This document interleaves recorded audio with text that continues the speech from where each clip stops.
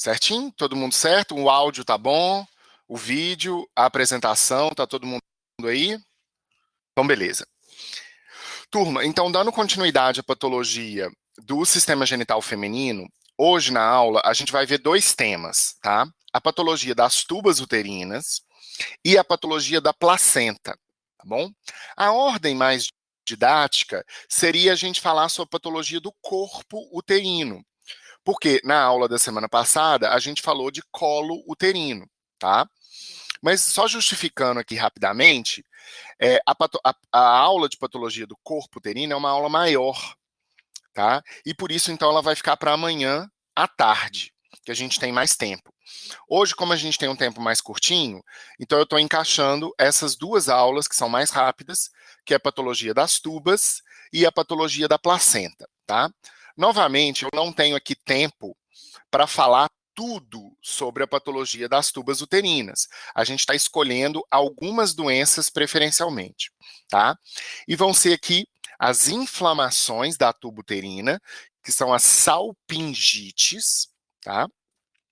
E a gravidez que acontece na tuba uterina, que é uma forma de gravidez ectópica, tá? Que a gente chama então de gestação tubária. Tá? Olha, turma, livro assim que eu indico é sempre Boiolo, Hobbes, os livros de patologia, tá? Os livros de ginecologia complementares também vão te dar muita informação, mas eu acho que eles vão pegar mais informação de tratamento, e aí pode te confundir um pouco agora, tá? O fisiopatologia da Porte, ele é legal, mas eu acho que ele serve mais para aquela parte mais de respiratório, de cardio, que foi da fisiopatologia 1. Tá? Aqui eu não sei se ele encaixa muito, mas, de novo, Ayodele, dá uma lida, vê se vocês estão sentindo um paralelo entre o que eu estou falando aqui e o que está no livro, tá? Para vocês sentirem se vale a pena também, se está dando para vocês, tá bom? Então, nas tubas uterinas, a gente vai falar duas coisas: inflamação, que são as salpingites, e gravidez tubária, que é uma forma de gravidez ectópica, tá? E a gente vai fazer uma conexão entre essas duas doenças, tá? Que eu acho que é a parte mais importante da aula. Bom, então as inflamações das tubas uterinas são as salpingites, tá? E lembrar que elas podem ser agudas ou crônicas. Tá bom? Elas são as afecções mais comuns das tubas uterinas, então, em termos de epidemiologia, é a forma de patologia mais comum de afetar as tubas, tá? Lembrando que elas podem ser agudas ou crônicas, e quando agudas, geralmente a gente tem produção de pus na luz da tuba uterina, né? Então, são aí inflamações piogênicas, tá? Essa inflamação de tuba, ela é, na maioria das vezes, provocada por um agente infeccioso. Então, salpingite é preferencialmente um processo específico, tá? E essa infecção, ela costuma partir de forma ascendente, ou seja, do trato genital mais baixo para o trato genital feminino mais alto, né? Então, colo uterino, corpo uterino, alcançando as tubas uterinas. Lembrar que todas essas estruturas, elas estão conectadas, porque a gente tem o canal endocervical, né, a cavidade uterina, e a gente tem o lúmen das tubas, né, que estão aí em comunicação, tá? Por que o uso do DIU é um fator de risco? Porque o DIU é um dispositivo intrauterino que fica dentro da cavidade uterina, tá? E ele tem um rabicho que passa pelo canal endocervical e fica ali para fora do orifício externo, né, alcançando ali a ectocervice. Então ele funciona como um possível, tá? Não é obrigatório, mas como uma possível porta de entrada por onde as bactérias se aderem e podem alcançar as tubas uterinas. Tá legal? Mas esse uso do DIU, né, esse fator de risco aqui, não contraindica, tá, o uso desse dispositivo. É só uma questão de saber que é uma possível complicação do uso desse método contraceptivo. Tá bom? Então, Ayodeli, são bactérias não próprias da flora, tá? Mas são bactérias que estão ali no colo uterino. Então, a infecção do colo uterino, né, não necessariamente a infecção, mas pode ser a colonização do colo uterino por essas bactérias, tá? E elas, então, progridem para partes mais internas do trato genital feminino. Tá legal? As bactérias principais aqui estão, ó, gonococcus, streptococcus, a própria Escherichia, tá? Bactérias anaeróbicas, tá bom? Em alguns casos, clamídia também pode provocar, salpingite. Ou seja, são agentes etiológicos que provocam cervicite, que provocam infecção e inflamação no colo uterino, tá? E por um processo ascendente, elas alcançam essas porções mais internas, aqui no caso, a tuba uterina. Tá? Qual que é o problema de você ter uma piosalpinge? O que é a piosalpinge? É o acúmulo de pus dentro do lúmen das tubas uterinas, tá? Você pode derramar esse pus em direção ao peritônio, tá? Por quê? Porque a tuba uterina, ela é aberta para o peritônio. Então imagina, aquela bactéria, aquele material purulento que está se acumulando na tuba uterina, pode pingar, né, respingar para dentro da cavidade peritoneal, tá? E ali o ovário, que está logo próximo da tuba uterina, é um órgão que pode sofrer mais esse processo, tá? De progressão do processo infeccioso. E a esse contexto, né, quando uma salpingite atinge o peritônio, provocando uma peritonite, a gente dá o nome de DIP, doença inflamatória pélvica. Olha que coisa séria, então, tá? Esse processo de ascensão infecciosa através do trato genital feminino pode levar a uma peritonite. E essa peritonite, obviamente, pode provocar sepse no paciente. Tá? Esse quadro de peritonite, a partir dessa salpingite, é o que a gente conhece como DIP, doença inflamatória pélvica, que, na verdade, é uma doença infecciosa pélvica, tá? Geralmente bacteriana. Legal? O processo crônico, tá? Que pode se desenvolver a partir do processo agudo, né, já vai estar relacionado com a cicatrização, né, dessa inflamação aguda, dessa necrose, tá? Com fibrose na tuba uterina, tá bom? E por que então que essa salpingite crônica pode causar esterilidade feminina e gravidez ectópica?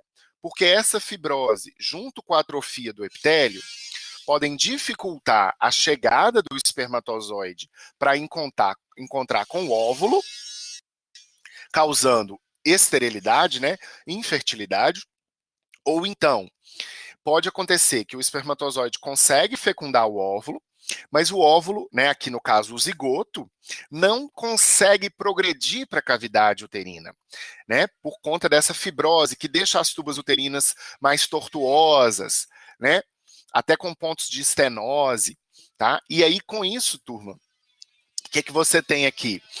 Você tem a maior chance de gravidez ectópica, né? A gravidez na tuba uterina. Então, galera, salpingite é uma doença infecciosa das tubas uterinas, na maioria dos casos, tá? Essa infecção é geralmente bacteriana, de bactérias que colonizaram o colo uterino, então geralmente tem também associado um quadro de cervicite, tá? Só que esse agente infeccioso não fica apenas ali no colo uterino e ele progride para as tubas, tá?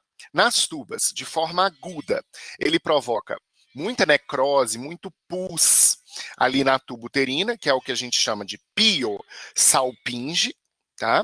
E esse pus pode se derramar para dentro da cavidade uterina, perdão, para dentro da cavidade peritoneal, provocando uma peritonite, tá? E também na superfície dos ovários, provocando uma ooforite, tá? A esse contexto de peritonite, a partir desse processo, a gente dá o nome de doença inflamatória pélvica. tá? A cicatrização desse processo, tá bom? Pode gerar uma salpingite crônica, com essa fibrose da parede, atrofia do epitélio, né? Que podem gerar infertilidade e aumentar as chances de gravidez tubária, tá? A essa tuba fibrosada, atrófica, tortuosa, dilatada, com pontos de estenose, a gente dá o nome de hidrossalpinge. Tá? Então, hidrossalpinge é da salpingite crônica e piosalpinge é da salpingite aguda. Tá bom? E aí vem a pergunta que vocês devem estar se fazendo. Eu posso ter as duas coisas ao mesmo tempo? Um processo crônico que sofre agudização, que tem períodos de agudização? Pode. E aí você pode, então, ter uma hidropiosalpinge, tá? Misturando os dois quadros ao mesmo tempo. Uma cervicite crônica agudizada. Tá legal? Vamos para as imagens. O que a gente tem aqui? Um corte de tubo uterina, tá? A parede normal da tuba uterina seria isso aqui, ó, tá vendo? Ó? O lúmen da tuba, né? A parede da tuba e o lúmen da tuba aqui. Vendo? Ele é pequeno. Olha o tamanho, né? Essa dilatação que está aqui e olha a fibrose da parede. Tá? Então, essa fibrose, essa dilatação, a luz toda tortuosa, seria uma hidrossalpinge. Tá? Mas olha aqui o que a gente está vendo. Que o preenchimento do lúmen da tuba está com esse material nitidamente purulento. Então, o que a gente está vendo aqui? Uma hidropiosalpinge. Está errado, vou até trocar aqui, né, para a gente ficar mais certinho. O que a gente tem aqui? Ó, uma hidropiosalpinge. Você tem a dilatação. Tá dando para ver, galera? Você tem a dilatação e a tortuosidade e o preenchimento da luz pelo pus. Tá? Falando um pouquinho mais específico sobre a doença inflamatória pélvica. Né? Então, a gente tem como manifestações clínicas dor pélvica, anexos sensíveis à palpação, febre e secreção vaginal. Vão por partes. De onde vem a dor pélvica e esses anexos sensíveis à palpação? Por causa da peritonite, tá?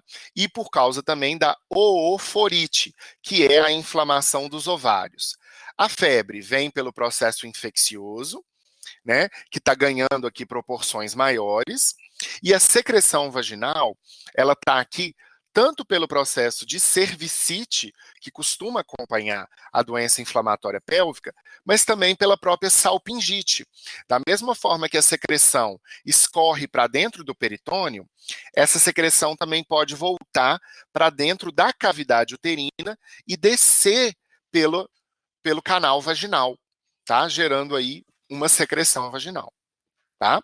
Já tinha falado que era uma infecção ascendente. Falamos os agentes etiológicos, porque são os mesmos da salpingite, tá? E aqui colocando alguns fatores de risco separados, tá? Seria por procedimentos de abortamento ou parto, que são infecções puerperais, tá? Que aí, durante a dilatação do colo uterino, né, você tem maior chance de ascensão de bactérias para para locais mais internos, principalmente se você fez algum procedimento, como uma curetagem, né? E aí você aumenta a chance de conduzir bactérias lá para dentro, e aí, no caso, geralmente, essas infecções puerperais costumam ser polimicrobianas e são outras bactérias que vão provocar essas infecções puerperais. Tá? Então, dois contextos aqui para a DIP. Evoluindo a partir da salpingite, que a gente tinha estudado, tá? E evoluindo por conta de algum procedimento em que houve dilatação do canal endocervical, tá? Como os abortamentos e os partos. Então, Gabriel, a clínica da salpingite, tá? Não costuma ter muito essa dor pélvica, tá? Igual tá aqui, e não costuma muito ter febre. Tá legal? Na salpingite, a paciente pode ter secreção vaginal, corrimento vaginal, mas não costuma ter esses outros comemorativos. Tá? Se já aparece mais dor pélvica, a febre, isso já sugere mais peritonite associada com a salpingite, então levando ao diagnóstico de DIP. Tá? Ou seja, e isso é perigoso. O quadro da salpingite, ele é mais assintomático. Tá? E aí, às vezes, não faz o diagnóstico nessa fase e evolui para a doença inflamatória pélvica, e aí a paciente se torna mais sintomática, e aí você faz o diagnóstico nessa fase, tá bom? Mas qual que é o problema aqui? Nessa fase, tem mais chance de sepse, que eu acho que foi até uma pergunta da Ayodele, né? Nessa fase tem mais chance de sepse.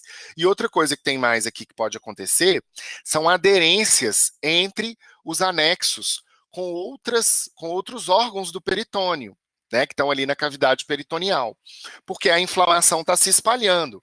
Então vai ter fibrina, né? E você tem mais chance de ter essas aderências entre os órgãos, tá?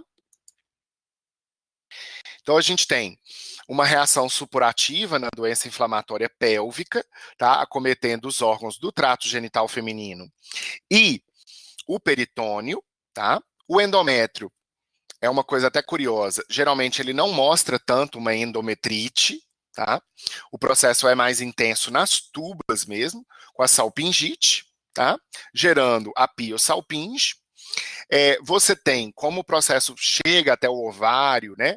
Você pode ter aderências entre os ovários e as tubas uterinas, que seria aí uma salpingo ou oforite. No meio dessas aderências, você pode formar abscessos entre esses órgãos, né, entre as tubas e os ovários, tá? E lembrar que você pode ter também aderências com outros órgãos abdominais, com a parede abdominal, tá? Na evolução desse processo, a fibrose, né, que vai acontecer com as aderências, gerando a hidrossalpinge, já gera a infertilidade e a gravidez tubária, tá? Então, Júlia, isso é mal compreendido, sabe? Mas de alguma maneira, o endométrio é mais resistente, tá? A gente não sabe exatamente por quê, tá? Não que não exista endometrite, a gente vai ver que existe e nós vamos falar dela até na aula da amanhã, tá? Mas ele é mais resistente mesmo. Não se sabe exatamente por quê. Colapso de fímbrias e infertilidade. É uma das causas de infertilidade, tá, Gabriel? Obviamente tem que ser bilateral, tá? Mas geralmente o processo de salpingite costuma ser bilateral, pegando a tuba direita e a tuba esquerda. Então, aqui na microscopia, eu estou mostrando o epitélio das tubas, tá? O infiltrado inflamatório, a hiperemia dos vasos. Então, isso aqui está mostrando para a gente edema, né, hiperemia, tá? Mostrando um processo mais agudo da salpingite. As complicações, peritonite, sepse, obstrução intestinal por aderências, o fato do agente infeccioso chegar na corrente sanguínea, né, podendo gerar endocardite, meningite, artrite, ou seja, a disseminação da infecção bacteriana, a infertilidade, né, e também colocar aqui maior chance de gravidez ectópica, tá? Então a gente tem uma doença infecciosa, teoricamente simples, mas que está se complicando de diversas maneiras. Então, ficar esperto para o diagnóstico dessa doença, para que não haja esse tipo de desfecho com essas complicações. O tratamento, obviamente, é a base de antibiótico terapia, tá? Mas lembrar que se já tiver abscesso, formação de abscesso, você tem mais dificuldade de tratar apenas com antibiótico terapia, tá bom? Em alguns casos extremos, vai ser necessário fazer cirurgia, tá? De acordo aí com as aderências que são formadas e esses abscessos entre os órgãos, né? Com a tuba e o ovário, com a tuba e o útero, né? E aí eu vou mostrar algumas imagens aqui para vocês que são realmente impressionantes, tá? Estão reconhecendo aqui o trato genital feminino? Isso aqui é o colo uterino. E isso aqui é o corpo uterino. Tá? Não, não é um elefante. Isso aqui não são as orelhas do elefante, isso aqui não é a trompa do elefante, tá? É um colo uterino, um corpo uterino, e o que que tem aqui do lado, ó? Tá? Aqui do lado a gente tem tuba uterina, olha o diâmetro da tuba, ok? Olha o diâmetro da tuba, e aqui para baixo, isso que está aqui, ó, é ovário. Então percebam como todas essas estruturas estão dilatadas, deformadas, aderidas. Olha as aderências. Estão vendo as aderências aqui? Tá? Então pergunto a vocês, essa paciente vai ter condições de engravidar? Não. Tá? Então, e o problema é que aqui por dentro vai estar cheio de abscesso, de acúmulo de pus. Né? Então você usa antibiótico para essa paciente, mas você não consegue debelar completamente a infecção. Por isso foi feita a cirurgia. Tá? Então, Gabriel, aqui eu não sei se a paciente morreu por causa disso. Às vezes o tratamento de escolha aqui foi a histerectomia, com a retirada do útero, e a anessectomia, com a retirada dos anexos, bilateralmente, para debelar o processo infeccioso, entendeu? Ela deve ter os dois aqui, Júlia. Tanto a hidro. Ah, isso mesmo. Exatamente, igual você escreveu. Hidropiosalpinge, isso mesmo. Tá? A gente veria aqui melhor no corte. Tá? Se eu cortasse essas tubas, o que a gente está esperando encontrar? Uma imagem parecida com isso. Ok, Júlia?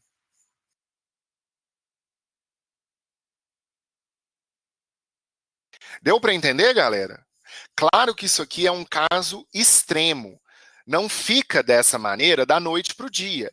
Então, essa paciente, de alguma maneira, ela está cozinhando aquela doença. Tá? O que ela pode estar sentindo? Né? Uma febre, um desconforto abdominal, uma dor no baixo ventre, tá? Corrimento vaginal pode estar aqui aparecendo, tá bom? E não está sendo feito o diagnóstico. Às vezes olha lá por baixo e fala assim, ah, é só uma cervicite. Cuidado. Lembrar que da cervicite, você pode evoluir para todo esse processo aqui. Tá? E lembrar, turma, essas pacientes, geralmente, são pacientes em idade fértil. Né? Então, você está numa doença que vai gerar sepse, que pode matar essa paciente, tá? E a paciente podendo também se tornar infértil. Então, é uma doença de tratamento teoricamente simples, mas se ela for detectada precocemente. Se ela já complica com todas essas imagens que a gente está vendo aqui, já fica difícil. Tá legal? Turma, imagina se você estivesse vendo isso num exame de imagem, né? Esses ovários aumentados, tá? Nossa, Júlia, a gente está se comunicando, né? Porque eu acabei de falar de exame de imagem. O que é isso, menina? Nós estamos aqui, ó. Eu e você aqui numa ponte, né? Então, você pode ver isso tudo nos exames de imagem, tá? Mas lembrar, Júlia, que o diagnóstico diferencial aqui pode ser inclusive com neoplasias, neoplasias do ovário, principalmente, tá? Porque às vezes é tanta aderência, tanta massa ali misturada, necrose, que na imagem pode ficar parecendo um câncer. Tá? Então pode ser um diagnóstico diferencial aí em alguns casos. Tá legal?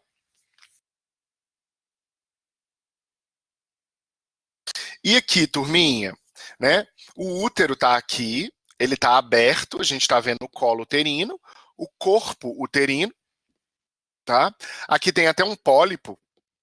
A gente vai aprender sobre os pólipos uterinos amanhã, então guarda na manga, para a gente conhecer mais sobre os pólipos.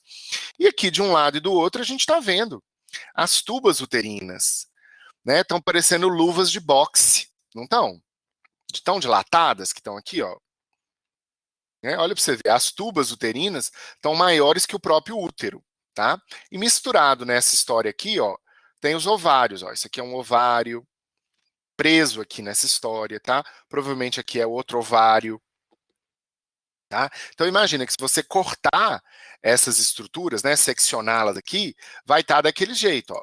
Vai estar cheio de pus, aqui dentro, igual a gente viu nessa imagem. Deu para pegar o espírito? Uhum. O tamanho está normal. O que está anormal é o tamanho dos anexos. Tá? Então, lembra como eu falei para vocês que no exame ginecológico, né, além da gente passar o espéculo para ver o colo uterino, né, a gente faz o toque vaginal com a mão direita, né, 2 dedos, você chega até o colo uterino e você traciona o colo uterino para frente. Tá? Com isso, o corpo uterino e os anexos tendem a ir também para a posição mais anterior. E aí, com a mão esquerda, você está palpando a região dos anexos na pelve da paciente. Então, imagina, na doença inflamatória pélvica, como você tem aumento desses anexos pelo processo inflamatório, você tem mais chance de palpá-los no exame físico, tá? E costuma ser uma palpação dolorosa, porque como está inflamado, o peritônio está inflamado, então a paciente pode estar desenvolvendo ali, na verdade, um abdômen agudo inflamatório, tá? DIP é uma causa de abdômen agudo inflamatório. Ok?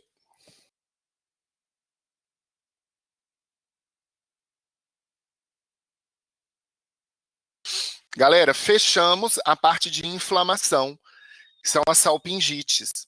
Né? Separa aí salpingite aguda com salpingite crônica, lembrando que elas podem coexistir, né? E a evolução da salpingite para DIP. Tá legal? Agora, a segunda doença que a gente vai estudar nas tubas uterinas é a gravidez tubária. Né? A gravidez tubária é a localização mais comum de uma gravidez ectópica, ou seja, fora da cavidade uterina.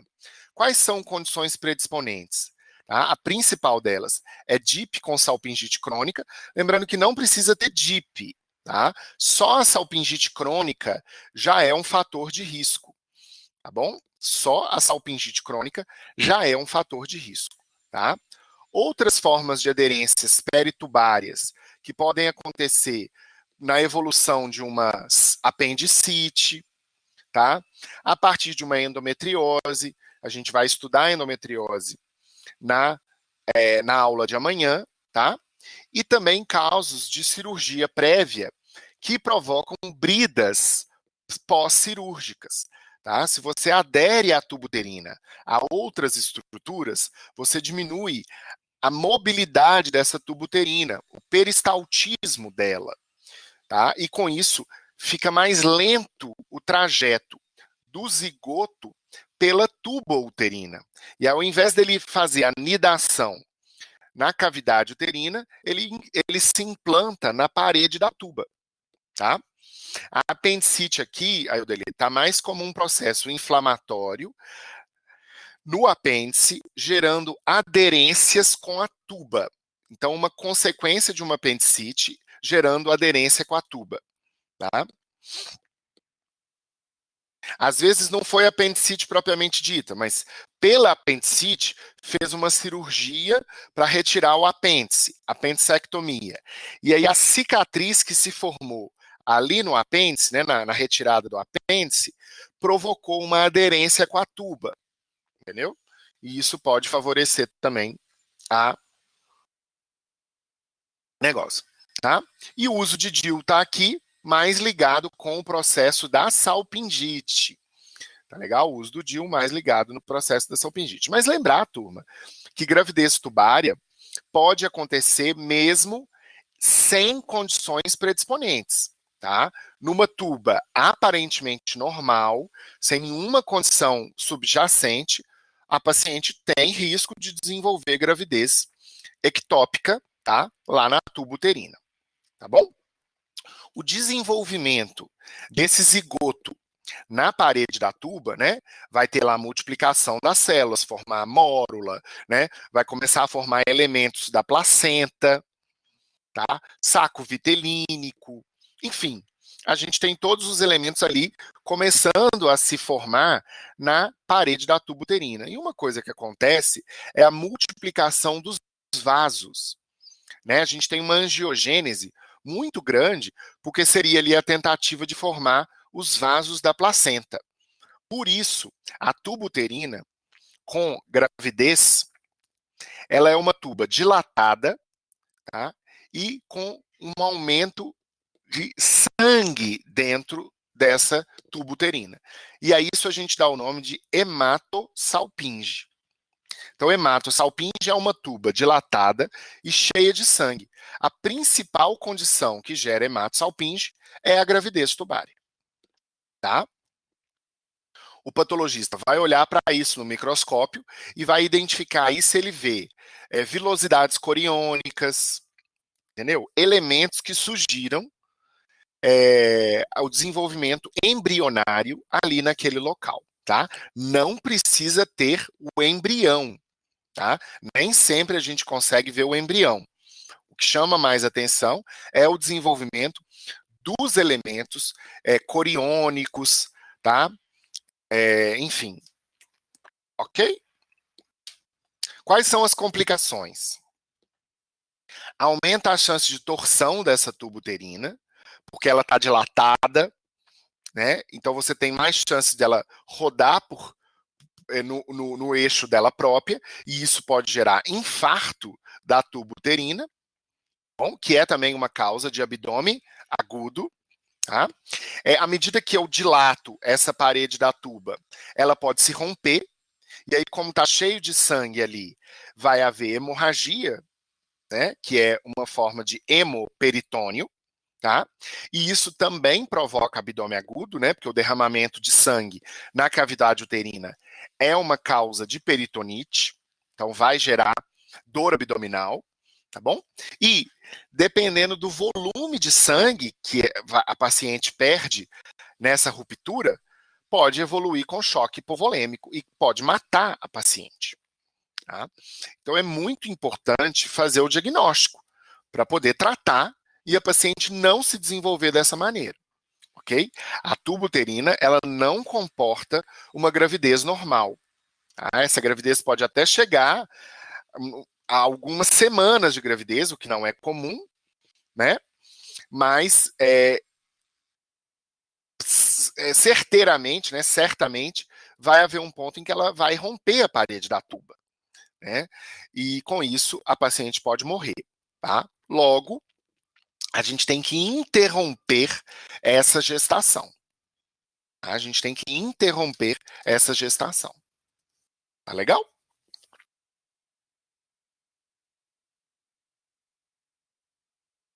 Aqui, alguns locais onde eu posso ter gravidez ectópica e o local mais comum, que é a tuba uterina.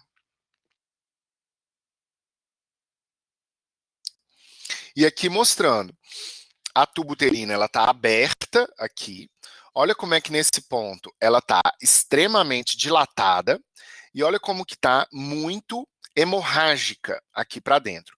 Esses são os vasos que formariam a placenta. Essa coisinha branca que está aqui dentro é um embrião, tá?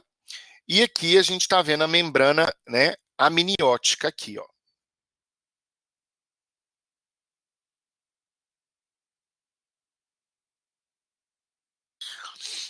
Genético, eu não sei, Ayodele, tá? Agora, você tem algumas doenças que alteram o batimento dos cílios.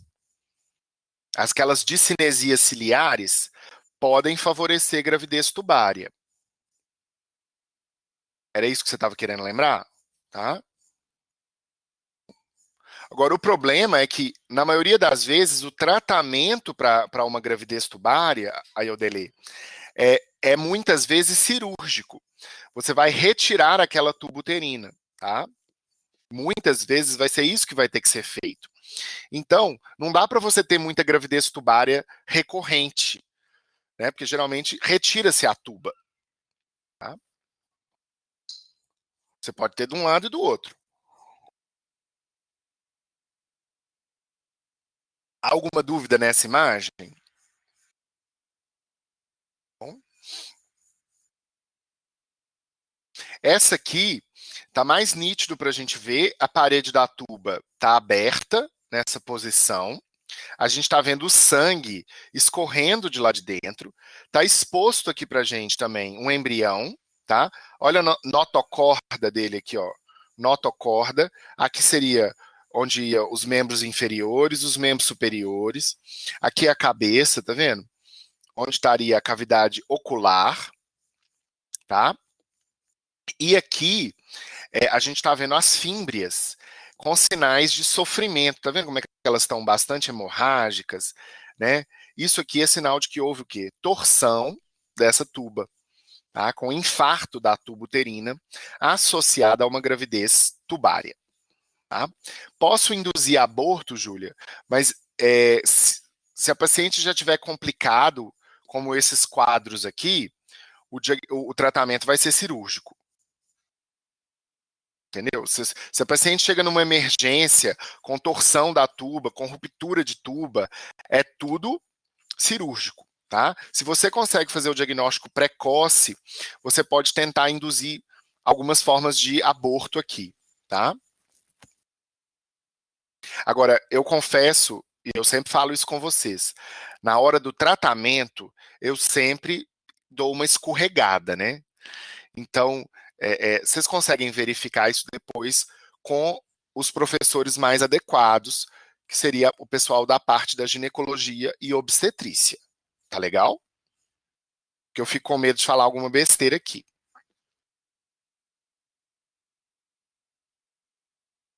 Ok? Turma, como que eu desconfio que a paciente está com uma gravidez tubária? Tem alguma coisa no quadro clínico que seja diferente da gravidez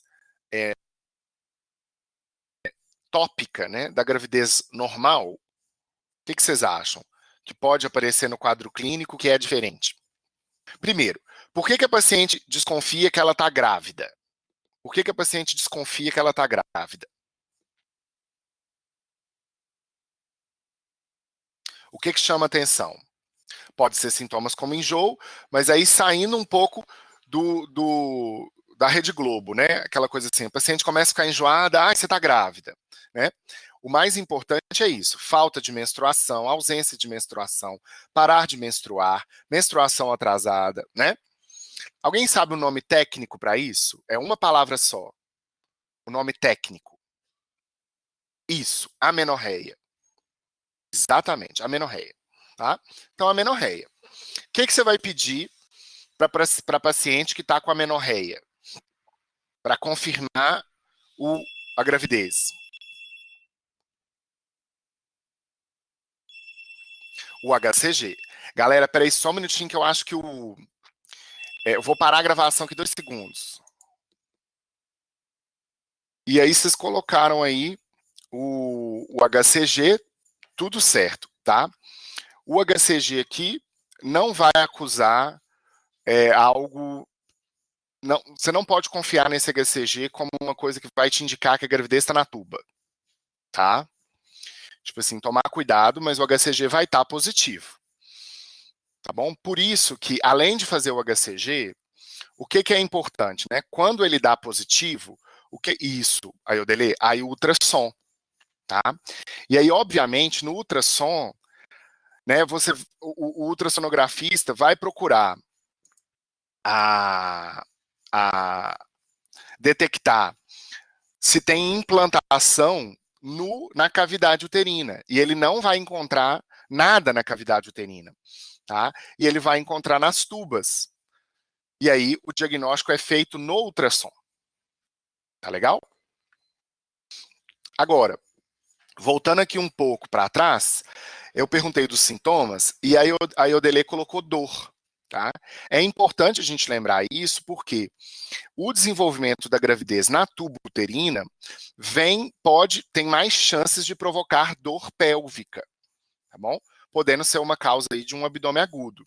Então, lembrar que anexos mais doloridos, né, lá no exame ginecológico, também podem, às vezes, indicar e sugerir o diagnóstico de gravidez tubária, tá bom? Mas independente disso, muitas pacientes não percebem que estão grávidas, tá?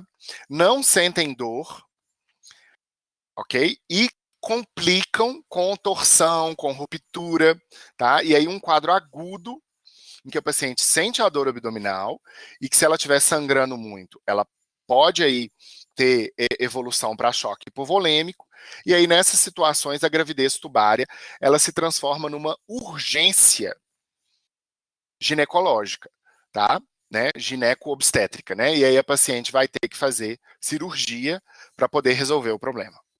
Tá entendido? Todo mundo pegou? Mais alguma dúvida aqui? Que aí a gente vai ter fechado a parte de tubo uterina.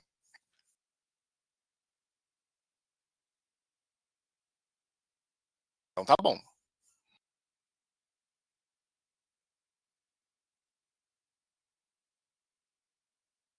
Então agora eu vou compartilhar com vocês a aula de placenta e a gente vai passar para a patologia da placenta.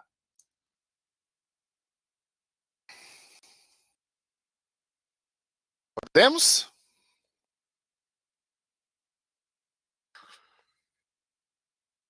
Mais alguém? Não? Tá bom. Então vamos embora. Turma, na placenta, a gente poderia falar de várias coisas, de várias doenças, né? O formato da placenta, a implantação da placenta, tá? Tem várias doenças dentro desse capítulo, né?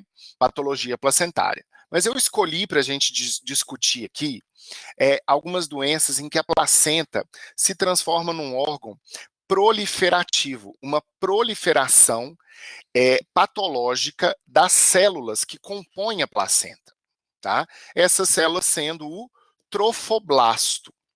Tá? Então, doença trofoblástica gestacional engloba um grupo de doenças heterogêneas, mas que tem em comum o fato do trofoblasto placentário se proliferar de maneira inadequada, tá? Caracterizando aí proliferações neoplásicas a partir da placenta. Então, para mim, isso já gera uma curiosidade imediata. Então, a placenta ela pode ser origem de tumores. Vocês tinham parado para pensar isso? A placenta pode ser origem de tumores, tanto benignos quanto malignos. Não é extremamente curioso isso aqui? Enfim, desses tumores, eu vou conversar sobre a mola hidatiforme, que é uma neoplasia benigna, né? Uma proliferação benigna da placenta, e vou falar do coriocarcinoma, né? Que, como o próprio nome diz, é um câncer, é algo maligno que está surgindo a partir desse trofoblasto. Joia? De onde surge essa mola hidatiforme? Tá? Tem duas formas diferentes, a mola completa e a mola parcial. Tá? E elas surgem no momento da fecundação. Então, há um problema no encontro do espermatozoide com o zigoto. E eu vou explicar aqui isso aqui para vocês. Tá? O coriocarcinoma, ele pode surgir a partir da evolução de uma mola hidatiforme, tá? Principalmente da mola completa, tá bom? Mas ele também pode surgir independente dessa mola, tá? A partir de mutações que acontecem na proliferação desse trofoblasto, né? Na hora que a placenta está se formando, tá? Então, começando com a mola hidatiforme completa. Qual é a origem dela? Olha que interessante. Você tem um óvulo, né, um ovócito, que não tem material genético. Então, ele tem aneuploidia aqui do material genético da mãe, tá? E ele foi fecundado ou por um espermatozoide ou por dois espermatozoides ao mesmo tempo. E isso gera, tá, um zigoto que é 46XX ou às vezes 46XY, só que todo esse material genético, ele é paterno. Tá? Então, a mola hidatiforme completa, ela veio aqui para mostrar a importância do material genético da mãe, Porque sem o material genético da mãe, tá? Esse 46XX aqui, esse zigoto, não vai ser um zigoto viável. Ele vai dar origem a uma neoplasia, chamada mólida disforme completa.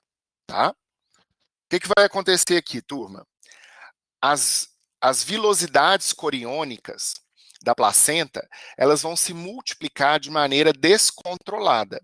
Tá vendo? Então a placenta ela se torna uma estrutura arborescente, cheia de pequenas vesículas, tá? E geralmente não se forma o zigoto, perdão, não se forma o embrião, tá? Não tem geralmente o desenvolvimento de um embrião. Então aqui eu falo para vocês que na molidatiforme completa, o material genético é completamente do pai. Tá? É um material completamente paterno. Tá? E a placenta, na molidatiforme completa, ela está completamente substituída por vesículas. Tá? Exatamente, porque não tem filho aqui, entendeu, Eudeli? Não tem filho. O filho que está sendo gerado aqui é isso, entende? Mesmo que tenha um embrião, tá? Mesmo que tenha um embrião, porque pode ter, tá bom, Eudeli? Ele não vai ser um embrião viável, tá? Ele não vai ser um embrião viável. Mas o material genético dessa placenta, né? Que a gente não chama de placenta, porque é uma mola. Se você fizer o cariótipo aqui, ó, não vai ter nada da mãe, vai ter só coisa do pai. Entendeu? Curtiram? Não é uma coisa meio louca?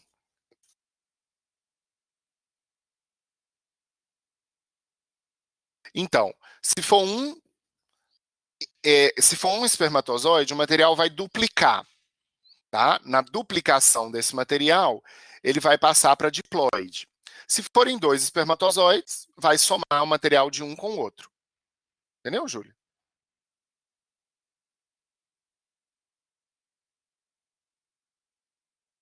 Tá? Só que não tem aqui nada da mãe. Veio tudo do pai.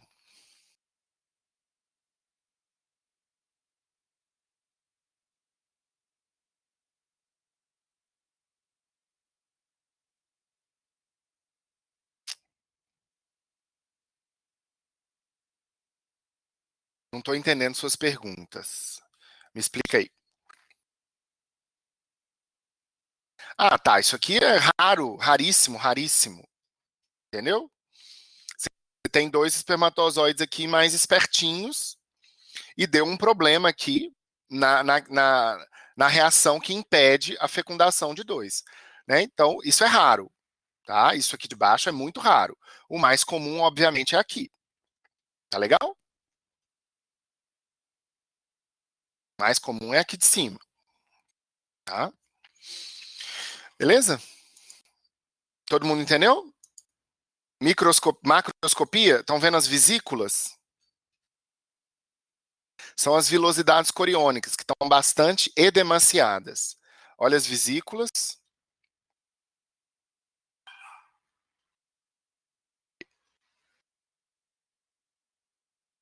Pegaram? Microscopia. Essas vesículas, elas têm por dentro, né, o material da vilosidade coriônica e na superfície externa o trofoblasto está aqui, ó, revestindo essas vesículas. Percebam que o trofoblasto ele está muito proliferado, muito. E essas regiões em que as células se acumulam são chamados tufos trofoblásticos. Tá? Por que é importante lembrar isso? Porque esse trofoblasto muito proliferado é que vai aumentar a chance do desenvolvimento de um coriocarcinoma. Né? Então, isso justifica o fato da mola completa ser uma lesão que predispõe ao surgimento de coriocarcinoma. Não, elas não são completamente císticas. Dentro delas tem edema. Tá vendo? Então não é um líquido completamente puro, porque tem um pouco de estroma, de tecido conjuntivo dentro das vesículas. Tá vendo, Eudeli? Tá? Exatamente, Gabriel. Se essas células que estão aqui proliferando, elas acumularem mutações, pode surgir aqui um coriocarcinoma. Tá bom?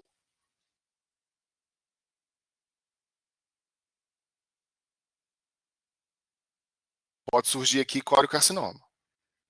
Deu certo? Então tá bom. O que é isso aqui? Tufo trofoblástico. Tufo trofoblástico. Tá? Novamente, proliferação, tufo trofoblástico. Muito bem. Agora vamos a alguns dados técnicos. Se vocês estão achando que isso é uma coisa rara, não é uma coisa rara.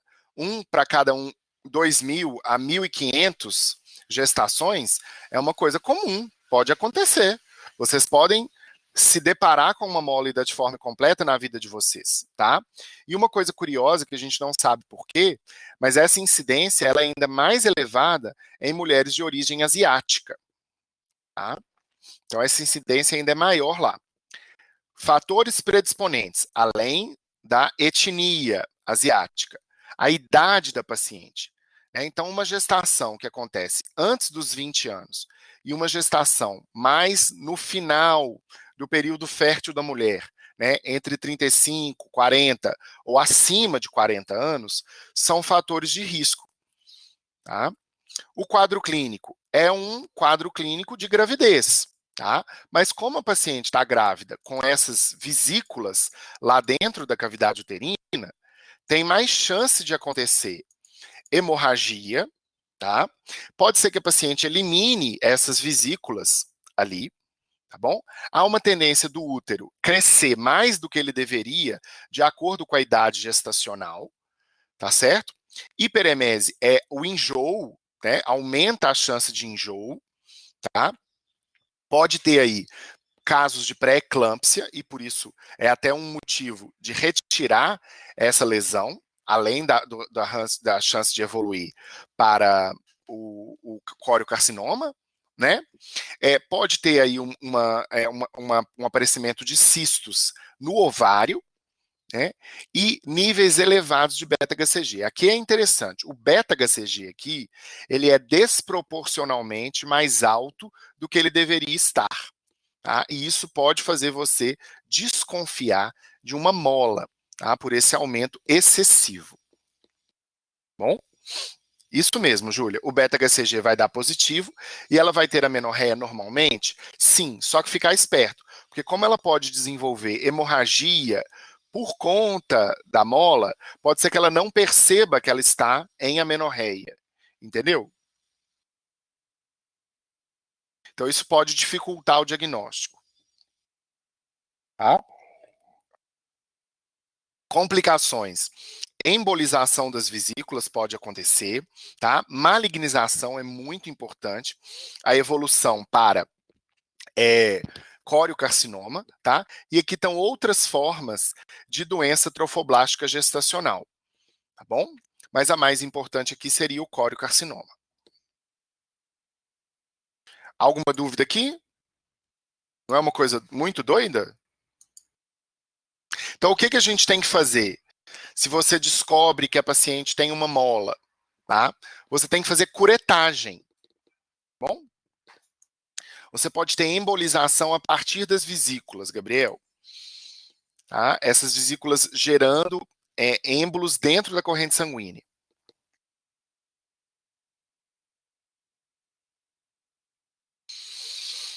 A mola parcial, o parcial aqui, ó, o material genético é parcialmente da mãe e parcialmente do pai. Aqui, obrigatoriamente, você tem que ter a fecundação por 2 espermatozoides no mesmo óvulo. E aí, como tem material genético da mãe e 2 vezes o material genético do pai, você vai ter triploidia. O cariótipo da mola idatiforme parcial, ele é triploide. Então, perceba que o cariótipo permite a distinção razoável de uma mola completa para uma mola parcial. Concordam? Ah, porque aqui ele vai ser triploide. A mola parcial, a placenta também vai ser parcialmente substituída pelas vesículas, tá? E as vesículas tendem a ser mais volumosas, não tão pequenininhas. Então, você está vendo que aqui tem uma placenta razoavelmente normal, mas que tem vesículas, tá bom? E o material sendo triploide, é mais frequente ter o desenvolvimento de embrião, tá? É mais frequente a gente encontrar o embrião, tá? Mas não é porque tem um embrião que vai ser mola parcial, tá bom? Mas é mais frequente você encontrá-lo. Bom, na microscopia não tem o tufo trofoblástico, tá? Não tem o tufo trofoblástico. Então o epitélio aqui é um epitélio mais comportado e por isso a mola hidatiforme parcial não aumenta a chance para malignização. Legal?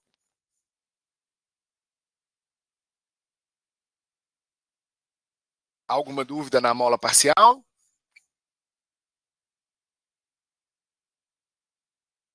Tá? E ela não tem aquele comportamento de ser preferencial nas mulheres asiáticas, preferencial na mulher jovem ou mais velha que engravida, porque não tem a ver com o material genético da mãe não estar no óvulo. Perceba, aqui o óvulo está tudo aqui, ó. Tá? A questão é que foi fecundado por 2 espermatozoides. Incompatível com a vida, Júlia. Incompatível. Tá? Tem muito cromossomo aqui, tem cromossomo a mais. Tá? É raro, mas pode acontecer, viu, Eudele? Pode acontecer. Tá? Agora perceba, é muito importante fazer essa distinção, se é uma mola parcial ou se é uma mola completa. Qual das duas é mais grave? Qual das duas é mais perigosa? A completa ou a parcial? A completa, né? Tá?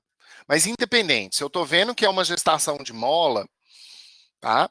Eu tenho que obrigatoriamente interromper essa gestação, tá bom? Primeiro porque o feto que está se formando ali é um feto incompatível com a vida, tá? Então, fazer a remoção. Com curetagem, dilata o colo uterino, entra com a cureta na cavidade uterina e raspa o útero por dentro para tirar o material de lá de dentro, tá bom? A diferenciação da parcial e da completa, a histologia ajuda, tá? Mas lembrar do cariótipo, tá, Isadora? O cariótipo também é muito bom.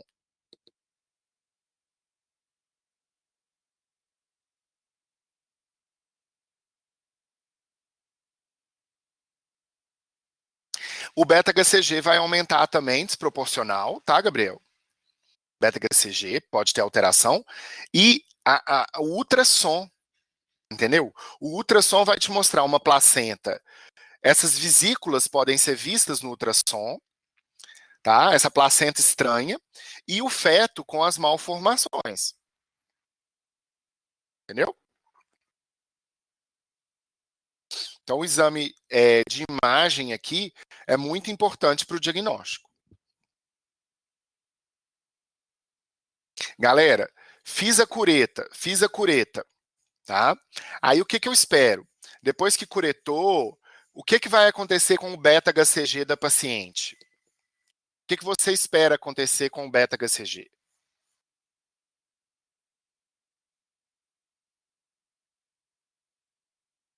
Cair, né? Você interrompeu a gravidez, o beta-HCG tende a fazer o quê?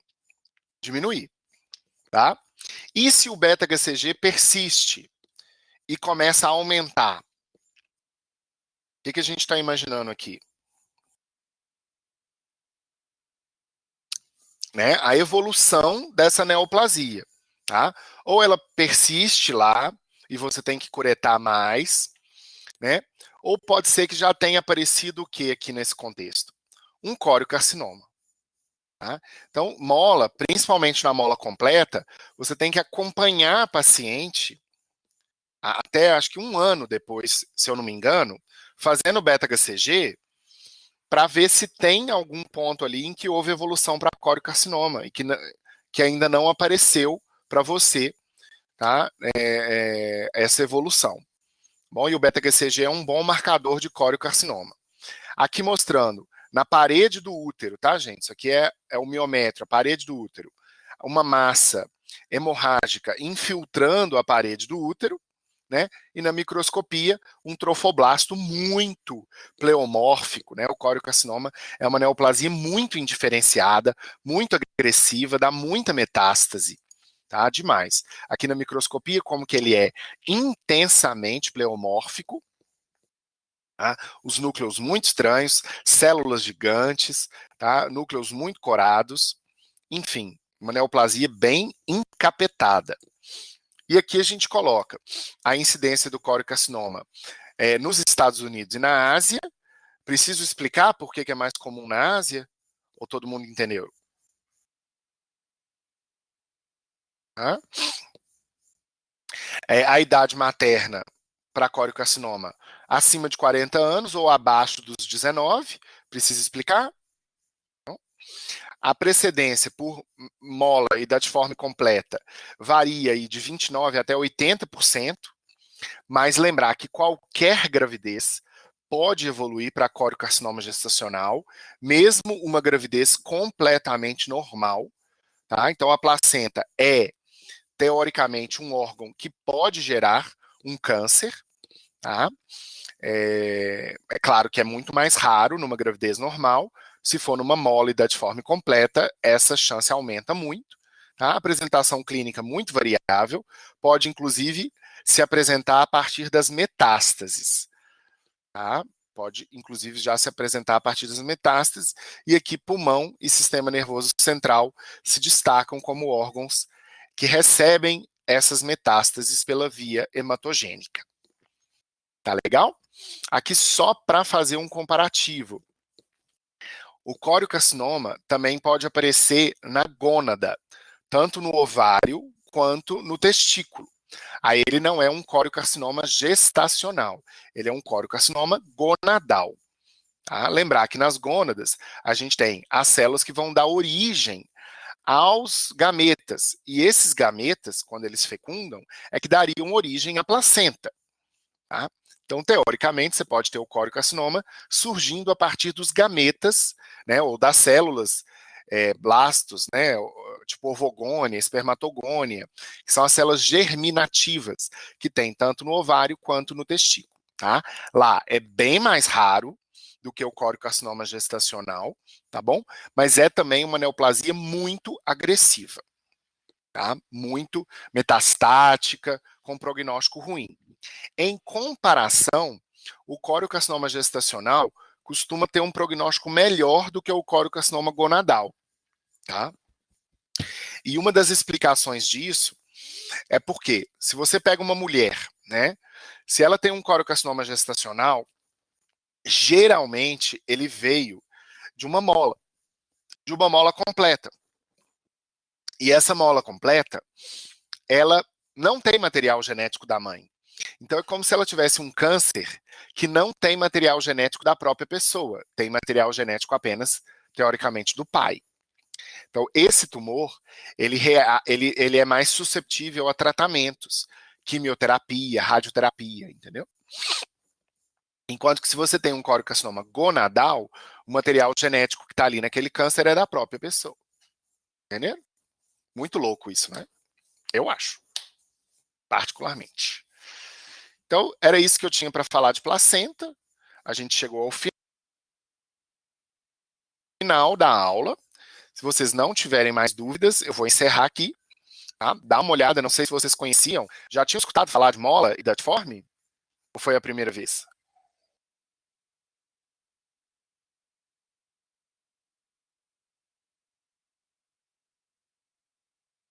Primeira vez. O Bernardo falou que viu lá em Êmbrio. Então tem gente que passou de liso lá em Êmbrio, né, Bernardo?